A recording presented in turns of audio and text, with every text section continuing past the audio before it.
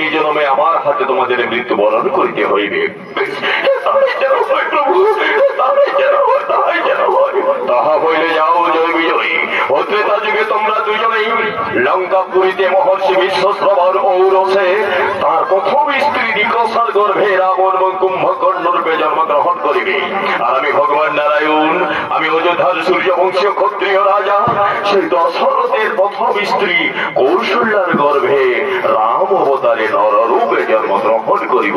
আর আমার হাতে মৃত্যুবরণ করিয়াই হইবে তোমাদের অভিশাপ থেকে মুক্তর দ্বিতীয় ধাপ।